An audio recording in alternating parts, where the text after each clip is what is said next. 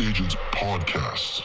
The current market is not what it was. And boy, I just had a 10 to 12-minute conversation off the record with our guest today, who has a checkered past in the industry, over 30 years in the industry as a broker owner, as a coach.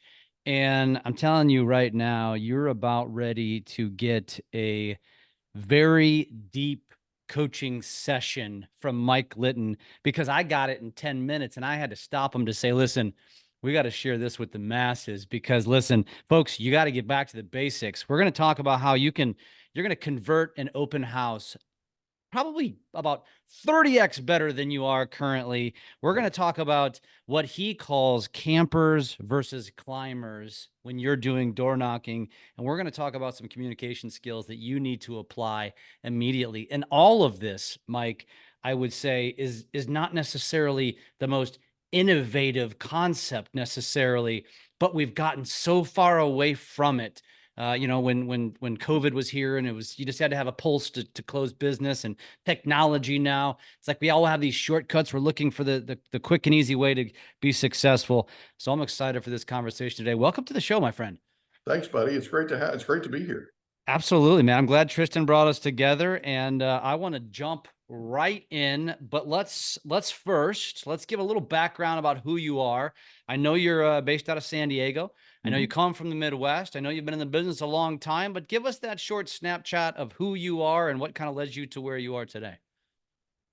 Wow. Well, it takes me a half an hour to introduce myself. For people that know me, that's actually humorous. But I got into this business 32 years ago because I got turned down for a home loan, the very first one I ever applied for.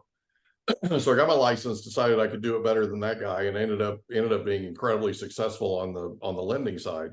And I ended up having an opportunity through an in-house lending presentation that I did to become a Keller Williams franchisee. So I opened a Keller Williams office, owned it for 18 years and operated it, and did a lot of, I've done a ton of coaching and consulting and mentoring and that kind of thing with agents over the last 30 plus years.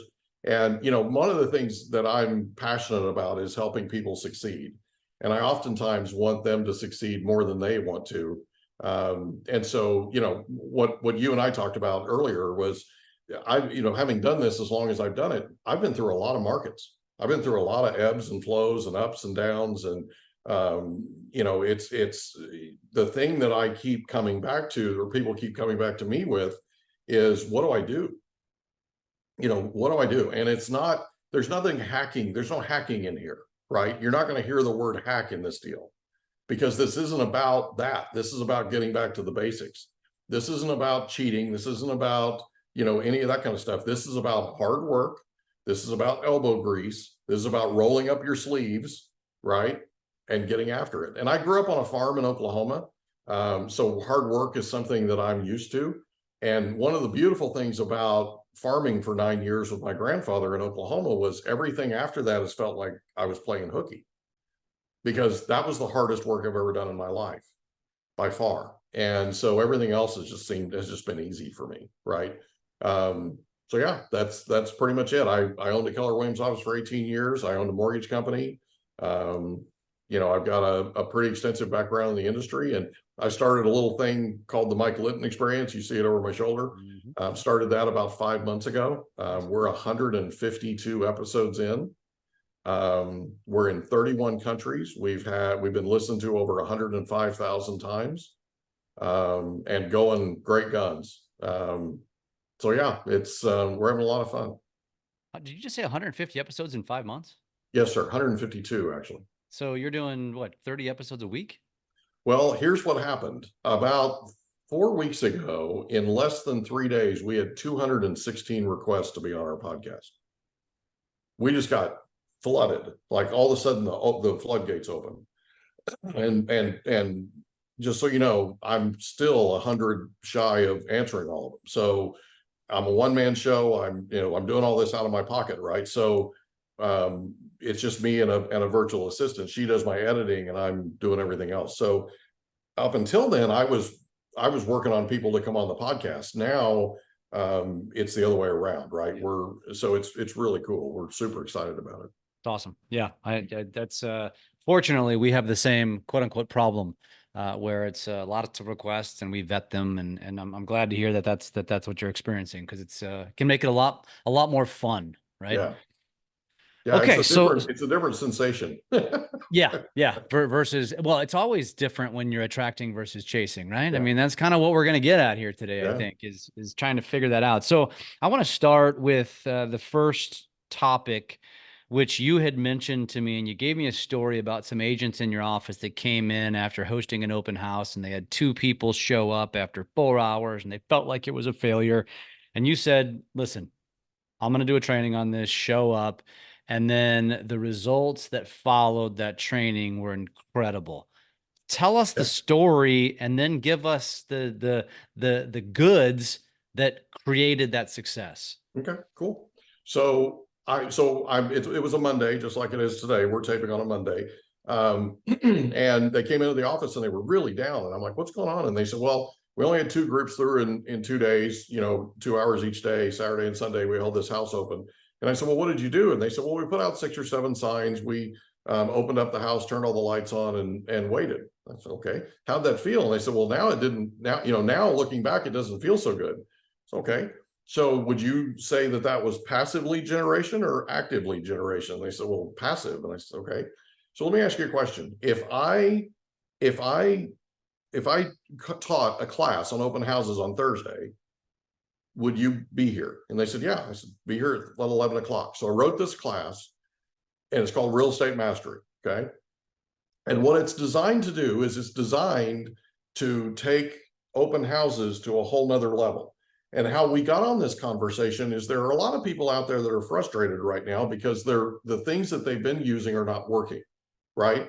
And they're having a really, really rough time right now. And one of the best ways that I know of to jumpstart your business is to get back to the basics, get back to being face-to-face. And one of the best ways to do that is to door knock and also to do open houses, right? So I taught them, I said, listen, the first thing you want to do is you want to get a list of the 300 houses that are around this property. You can get it from your local title rep, right?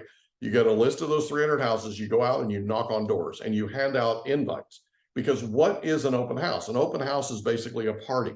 It's literally what it is. And everybody wants to be invited to the party, and nobody likes to not be invited. Does that make sense? Mm-hmm. So you take this invitation and you knock on doors and you hand it to them when they come to the door and invite them to the open house. Now, there will be people that will not come to the door. They're busy with their babies. You can hear them in there, right? They're busy working, whatever.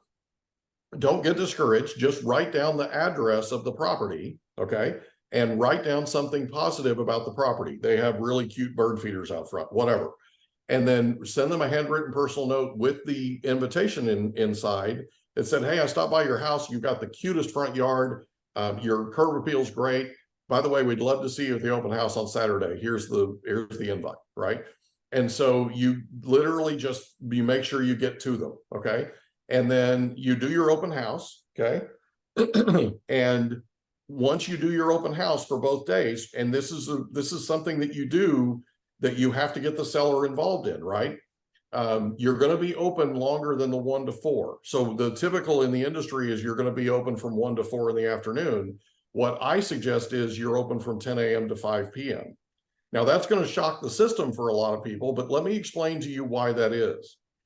Who is the #1 bestseller by open house in the industry? It's a segment of our industry, but the #1 seller segment-wise of houses by open house, who is it?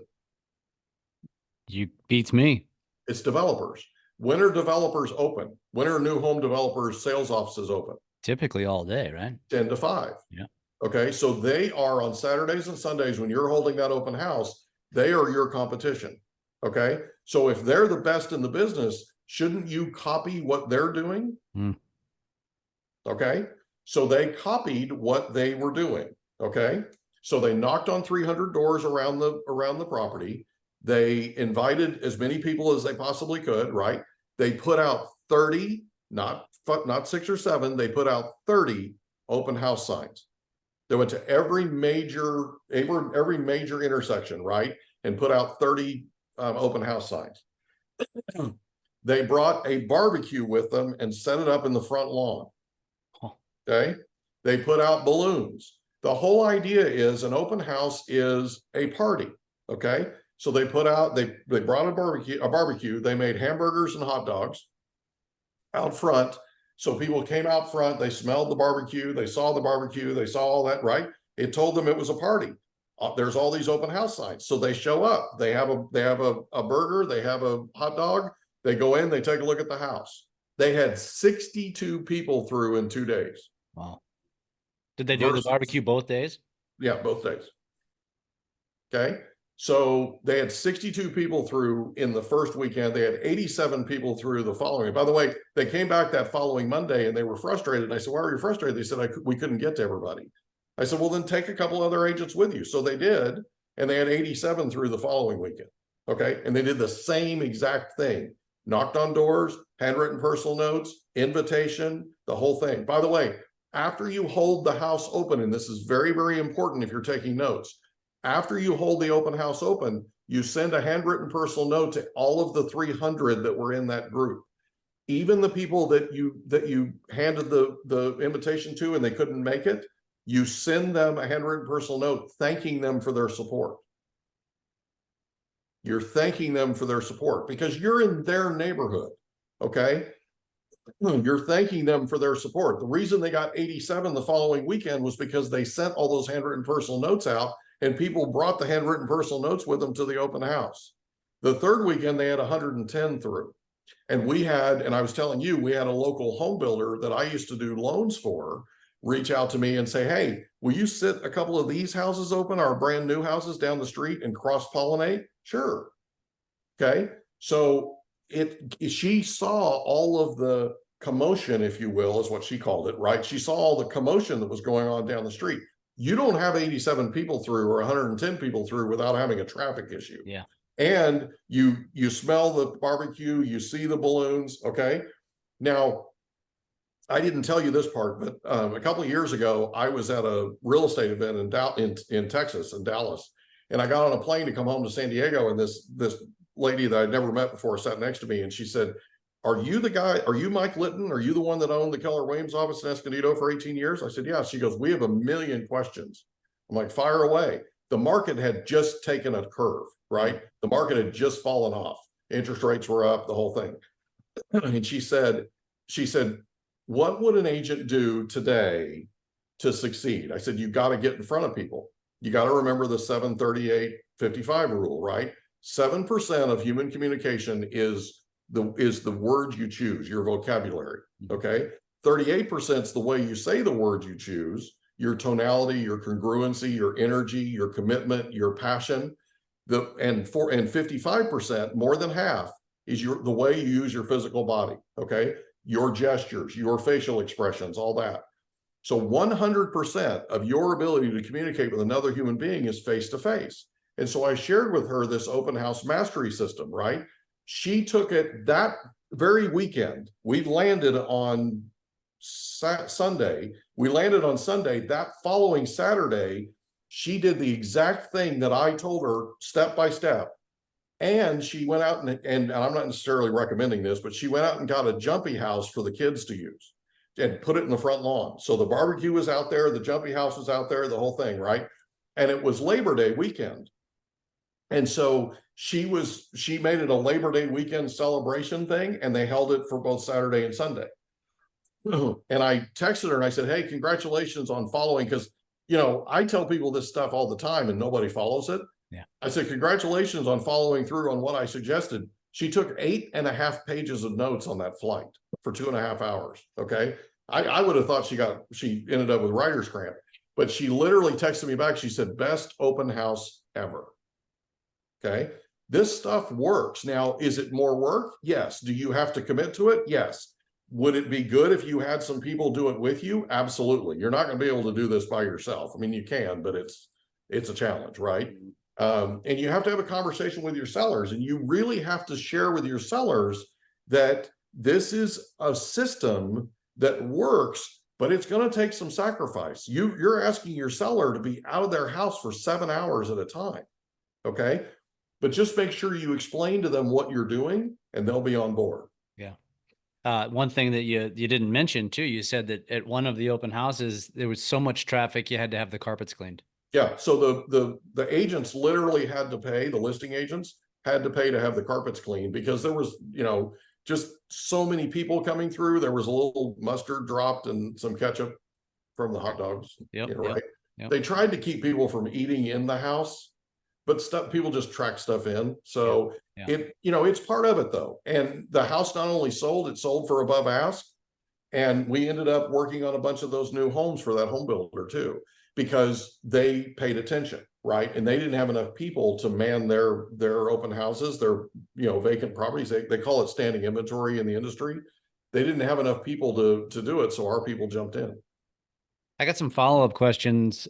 First one was going to be results, and so you mentioned it sold above ask, but let's maybe you do or do not know this, but from the first one where they did 3 back-to-back weekends and it progressively got better, besides selling, any idea how many buyer leads ended up potentially becoming customers from that almost 300 people that they basically had warm leads on? Yeah. So the vast majority of the people that came through didn't buy in the next 12 months. And you'll find that, okay, there's a very small percentage that will actually buy that come through it. A very small percentage will actually buy that house that they're holding open.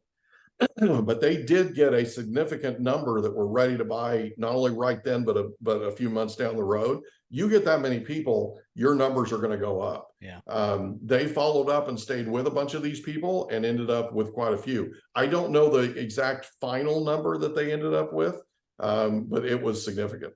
Not to mention how many homeowners saw this and thought to themselves, when I sell my house, I'm hiring these agents. Well, think about this for a second. If you're the seller and you're seeing this go on, okay, now, yes, there was traffic. Okay. Yes, there was a quote unquote commotion. Okay. The thing about it is though, if you think about this for a second, what opportunities do sellers have to see you put the elbow grease in? Okay. Yeah. Where do they see your work ethic? If you do something like this, it's on display, not just for your seller, but for everybody. Okay. And I've had sellers that we've done this for that have come back to us and said, Mike, all of these people want to know about you. All these people want to know what makes you tick because you're not like anybody else that we've ever worked with. Yeah. That's called differentiation. That's crazy, man. So tactically, so as it relates to, again, going back to the 3 in a row, so let's just talk about the 1 week. So they're door knocking 300 homes. They're do you have any idea what the percentage is of how many answer their door versus how many personal notes? Yeah, so they had less than 10% except on Thursday afternoons. On Thursday afternoons and evenings, they ended up with 27% actually coming to the door. So the numbers were just amazing on Thursday night.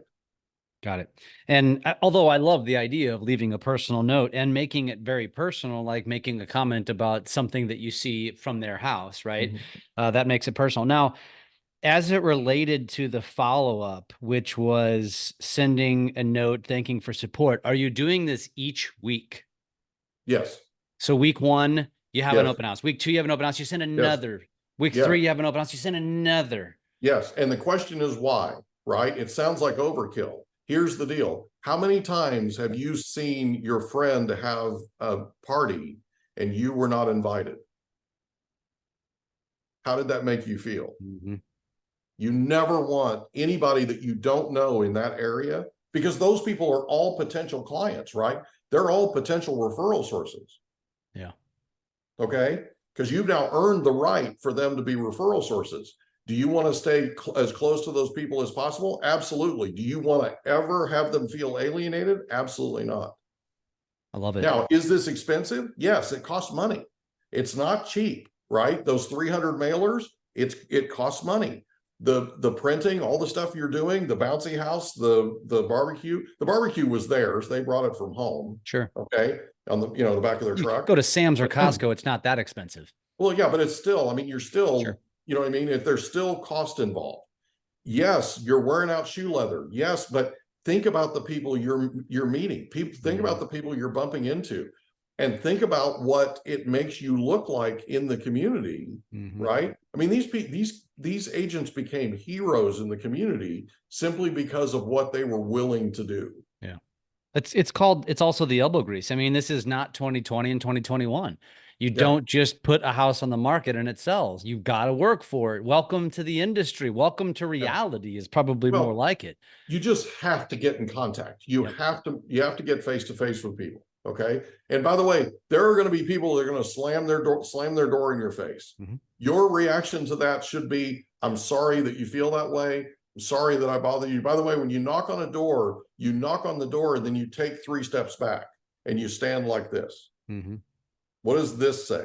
Yeah. Kind of letting them know that you're not, you're no threat. I surrender. Okay. I'm not here to attack. I'm just here to inform. Okay. They come to the door. You're literally standing like this. And then all you're doing is letting them know that this is happening. That's all you're doing. Yeah. Okay. Now, one of the things we haven't talked about yet is campers and climbers. Can we talk about that real quick? Because when you're knocking on doors, you want to be identifying who these people are. But before you do that, I have a question. Yeah, go ahead. I've never heard that before. First of all, to stand there with your hands up. So if you're listening to this, with most of you probably are, he's standing with kind of hands up, almost like, again, like you're surrendering. Now, 3 steps back. So you're back. What about standing there with, a small gift or something, cookies or something like that, to really come off as like, oh, hey, why are they here? Or flowers, or I don't know. I'm just spitballing here because I don't know, but it just dawned on me. Yeah. So if you're knocking 300 doors, you don't know who you're knocking. Okay. And some of them may have diabetes. They may be, they may have, nut allergies, whatever. So food is not necessarily something that I would go with. No. I wouldn't go with flowers because you're going to need a whole bunch of flowers for 300 houses. Sure. What I would do is just bring them the invitation. Okay. And then, you follow up with a handwritten personal note if they come to the door. If they don't come to the door, you send them the handwritten personal note and the invitation. I love it. I love it.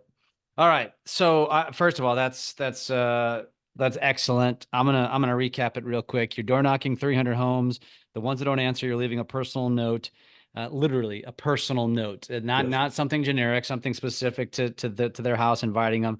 You're not just holding it open from 1 to 4. It's from 10 to 5. You're putting out 30 open house signs at minimum. You're bringing barbecue. You're making a party out of it in their front yard. That's brilliant. Balloons. That's pretty standard. You've got balloons. Yep. Out front. Yep. And then the follow-up. And then the follow-up after the event, and you're doing this for as many weeks. Each week that you hold it open, you're sending a follow-up, thanking them for their support. Absolutely. Those are pretty much that's the list right there, right? Yeah, that's the list. Now, if you can, go door knock after the open house. So if you can, go out Monday and door knock. It's much bigger if you thank them in person than if you send them a note. Sure. Okay. But the people that don't come to the door, send them a note. Yep. Yep. I love it. So, and by the way, on the personal note, where are you leaving that note? Well, not the follow-up, the one on the door knocking. You're literally leaving it in the front door. So if you're writing the note before you leave, you're putting it in the front door. You're tucking it, wedging it in there. Yep. Got it. Awesome. Beautiful. Okay. Let's get, so that's gold. That's absolute gold. Now you mentioned, and I mentioned in the intro, and you just mentioned it, the campers versus the climbers, which goes back to farming neighborhoods, door knocking, etc. And I'm going to preface this by saying, first of all, if you've never heard of this before, just buckle up and listen, get your pen out. But the second thing is what I think blows my mind more than anything is that simply how, if you've never heard this term before, and once Mike explains it to you, you're going to probably think to yourself, that's the camper is the consumer, the homeowner that I bypass, that I set aside, that's not a target. And Mike's about ready to change your mind. So tell me. So let's talk about where it came from, right? So we own the Keller Williams office in Escondido for 18 years, and we had an agent that came to us from another company. And I asked her, I said, what are you looking for? Because one of the things that she did, and by the way, if you're a broker or an owner of an office and you want more agents, you need to teach classes and invite everybody to your classes. She came to probably 8 or 10 of our classes. Most of them I taught. Okay. And at the end of one of the classes, she said, I want to join you. And I said, great. What do you want? And she said, I want to be the #1 listing agent in my master plan community. Great. Who's the #1 right now? She told me, and he had been for a number of years. And she said, I want to be #1. And I said, okay, great. Here's what we have to do. We have to get in, we have to go out and knock on doors. We have to get in front of people. We have to take them something. So what we did was we had her put together a postcard of current listings and current solds. Okay. And she took that out and she handed it to the people when they came to the door. And what she did was she asked them a qualifying question. Are you guys thinking about moving anytime soon? And some of them said, oh yeah, in a couple of years. Oh yeah, next year, whatever, right? But there were people who said, we're not leaving ever. We're going to stay here until we die. Okay. Those people are what we call campers. The ones who said they were going to sell in a year or 2 or 3 or whatever, they're what we call climbers. Okay. Climbers are constantly turning over. They're constantly moving up. Okay. Or moving, period. Right. But they're buying and acquiring equity and then moving on to the next one. A camper is somebody who's going to be there forever. And they are your absolute best resource when you are farming an area. And the reason for it is this. If you find out what their favorite tea is, you go see them every couple of months, you take them their favorite tea, they put the tea on, you take out your pad and your pen and you ask them what's the latest in the neighborhood, and then just be quiet for the next 2 hours. All you're going to do is write down who's getting a divorce, who they just called the police on the other night, right? All these things that are happening, they're a lot like the little ladies in the Bible Belt that spy on everybody, right? That have nothing else better to do. I mean, they're spying on church members and stuff. You guys, you've heard of them, right? Mm-hmm. So these people will absolutely, and you'll bond with them. What happened with her was she found her campers from our training. She found her campers in this development. One of them happened to be a retired real estate broker. And she knew everything that was going on. And so from time to time, she would get a phone call. Hey, so-and-so is thinking about listing down the street. And they have an appointment next week with the #1 agent in the area. You should go knock on their door and ask them if they're interested in selling. And she did that day, right? And then one of the challenges she had was the sellers didn't want to tell the #1 agent, because he was a little obnoxious, didn't want to tell the #1 agent in the area that they had decided to go with her. And so I told her, I said, just volunteer to call for them. You call him and tell him. Okay, right? And they love that. They love not having to be uncomfortable. They love not having to talk to anybody else, right? She made the call for him or for them, took care of it. Okay. Yeah. So we also did we did a community garage sale. We did a blood drive with the Bloodmobile coming out. We did other things, but in less than a year, she was #1 in that marketplace. Okay. And it was all because of the campers. So here's what you do with campers. You go see them on a regular basis. Now, they're going to get attached to you just like they do a family member. Okay. They're going to get attached to you and they're going to complain that you don't come over often enough. Okay. Just make sure that you go over on a regular basis. So every couple of months, go see them. Okay. Mm-hmm. And plan on a couple of hours, because it will be a couple of hours before you're out of there. But you will walk out with intel you will not believe. And you'll know who to target, and you'll know who to talk to, who to door knock, the whole thing. Mm. Yeah, you gave the example when we were talking off the record or off the clock was Tristan. Yeah. And Tristan's first day on the job. Yeah.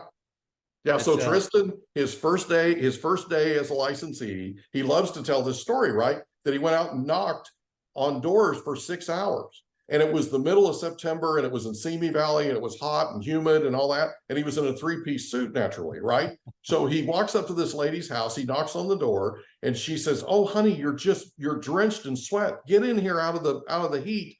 Let me get you a cold glass of water." She grabs him a cold glass of water, and I said, "That's your camper." And he goes, "What?" I said, "That's your camper." And he goes, "What's a camper?" And so I told him, and he goes, "Oh, you know what? She was. You're right. Because she had all the intel on what was happening in that area. Okay. That's what campers do. Campers quietly pay attention. Yeah. They're paying attention when they're on their walks. They're paying attention when they're sitting out front. They're paying attention when they're sitting in their house, right? They're paying attention all the time. Yeah. Yeah. And they're talking to their neighbors, by the way. Yeah. I mean, and like you said, it's first of all, I think most agents are so fixated on low-hanging fruit. They're so fixated on a commission check and that commission breath that the minute you probably encounter a camper, your probably mind goes elsewhere.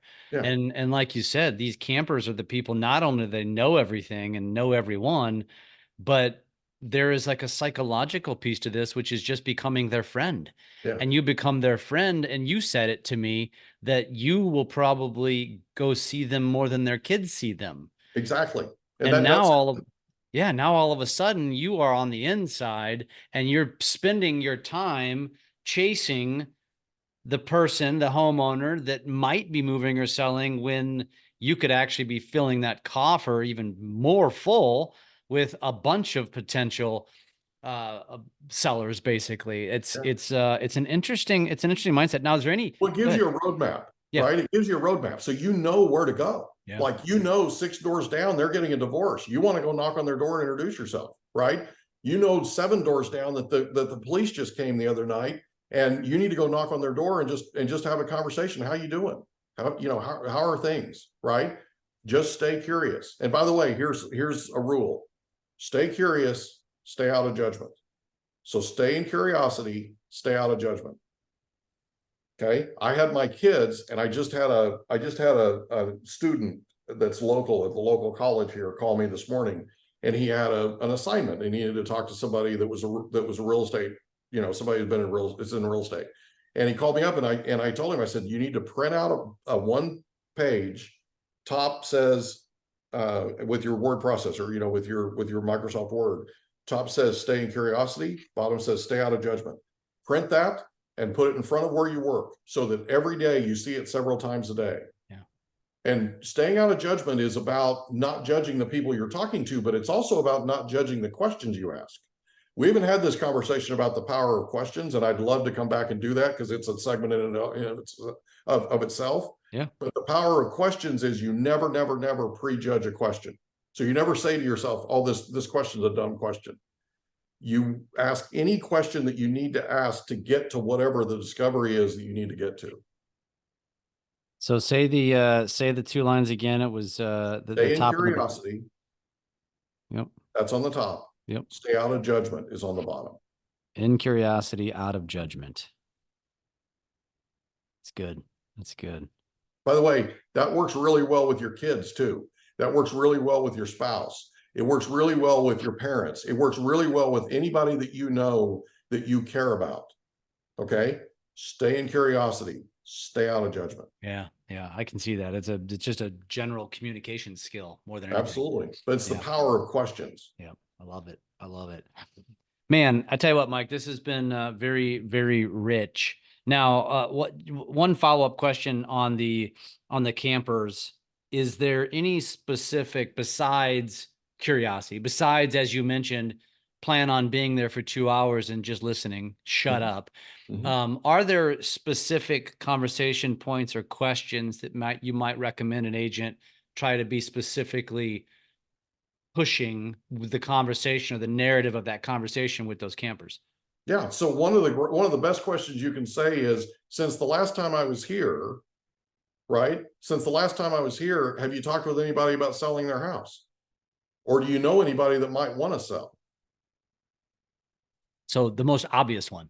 Yeah, it's really simple. It's not, right? And really and I know this sounds really oversimplified, but it's not. You walk in, you give them the tea, they put the tea on, and you literally ask them, what's the latest? That's all you have to do. And they will literally spill for better part of an hour and a half, 2 hours. Yeah. Yeah. Wow. It's pretty fascinating. And I think, a lot of agents really just don't, the 2 things that we talked about today, open houses and door knocking, are just, it's work, as you mentioned. Yeah. It requires effort. And as you also mentioned, most agents don't follow through with what you teach them. And Yeah. it doesn't matter what you teach. As you can probably tell behind me, I teach social, Yeah. and everybody wants the lowest hanging fruit, the viral video that will turn into deals, which pretty much doesn't exist. The Mhm. same thing I'm teaching on social was what you're teaching, which is you're going to have to get into the weeds. You're going to have to do follow up. It's not about a viral video. It's about constant touches, top of mind awareness, outreach. Yeah. It's There's no crazy. cheating here. Yeah. Okay. There's Yeah. no There's no hacks here. shortcut. There's no shortcut. And by Yeah. the way, just so you know, every company that I was with, I was a top producer.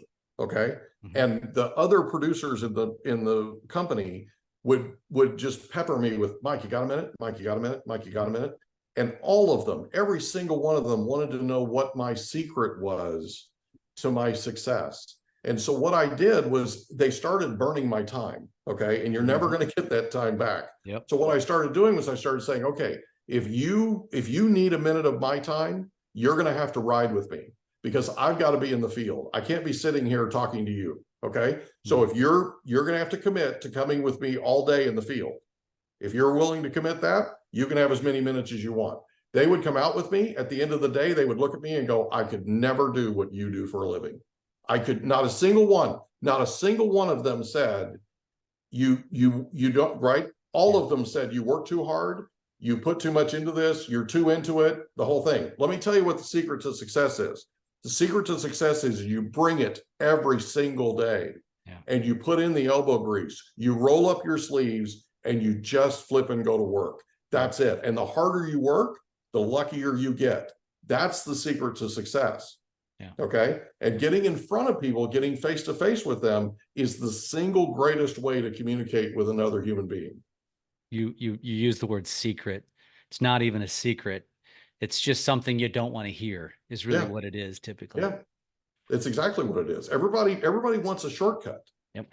Right. And every single one of these people, and there were dozens of them over the years, every single one of them to a person found out that there was no shortcut. Yeah. I just worked harder than they did. I put more into it than they did. I took more rejection than they did. Okay. And by the way, a great way to deal with rejection is when somebody yells at you, or somebody gets upset with you, or somebody slams the door in your face or whatever. Don't ever return the energy. Mm-hmm. Right? Just apologize and move on. I have had more people test me by slamming doors in my face, slamming the phone down, being ugly to me, all this kind of stuff. And I don't change. I don't change my tone.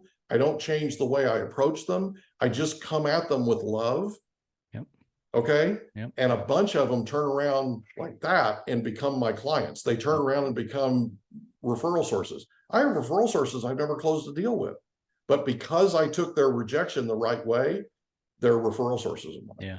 Yeah. Yeah. It's the way you handle yourself in the times of pressure where people are watching and they're paying attention. Yeah. You're going to get knocked down. Yep. It's how you get back up. 100%. Okay. And it's how you deal with all that. Because you have to remember, when people are being ugly with you, it's because of their situation and their insecurities and their unhappiness with their life. It's not you. Yeah. 100%.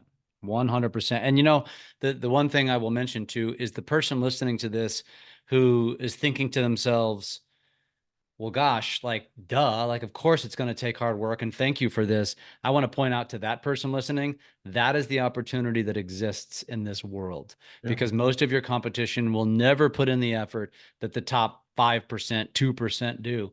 And so if you're sitting there listening to this, thinking to yourself, wow, okay, this is amazing, go execute. Because this podcast is gonna be heard by at least 1,500 real estate agents, and the vast majority, if not all of them, will not take action. And that, yes, is a challenge to those of you listening. Take action, Mike. If this has been gold, if somebody wants to get in touch with you, connect with you, can you tell us what's the best way to do so? Yeah, there's lots of ways. You can send me an email. You can Google me, obviously, right? Just Mike Litton. My podcast is the Mike Litton Experience. I'm on Facebook. I'm on Instagram at Litton Realty. I'm on TikTok. I'm on YouTube. YouTube is at Mike Litton 3375. I'm on LinkedIn and I'm on Twitter at Litton Realty. So you can find me everywhere. Easy to find. And email is it the REO one? Correct. It's reo760@gmail.com. REO like REO Speedwagon, reo760@gmail.com. And I'll just give you my number. It's 760-522-1227. You know, you said REO. I was thinking like, real estate REO, not REO. It is You went there. You went there with the Speedwagon, which it's ironically, it's real estate REO, right? It. So it's literally, I was in the REO business back when I came up with this. And 760 is our area code. So REO and then 760 is our area code at gmail.com.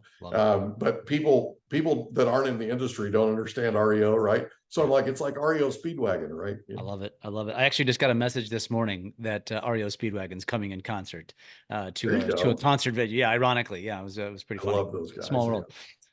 I love it, man. Mike, this has been incredible. I'm glad we got connected. And yeah, maybe we're going to have to do a follow-up, power of questions, and get deeper on that just communication style and having more effective communication, not just in your business, but also in your personal lives, because obviously one will carry over to the other. So guaranteed. Yeah, let's stay in touch. I appreciate you being on today. Appreciate you for sharing again. If you want to reach out, reo760@gmail.com. Otherwise, you could pretty much find Mike you were pretty much Litton Realty on every social platform, correct? Pretty much, yeah. Got it. And then go check out his podcast, The Mike Litton Experience. He's only got 7 million episodes in 5 months, so I think you've got plenty to listen to. There's plenty to listen to. And by the way, we talk about a lot of this stuff on the podcast, power of questions, that kind of thing. So so come on out. It's fun. We have a good time. Absolutely, man. Thank you very much for being on, brother. And by the way, real quick, shout out to Tristan Amata for introducing us. I appreciate you. He's okay. He's an okay guy. He's the man.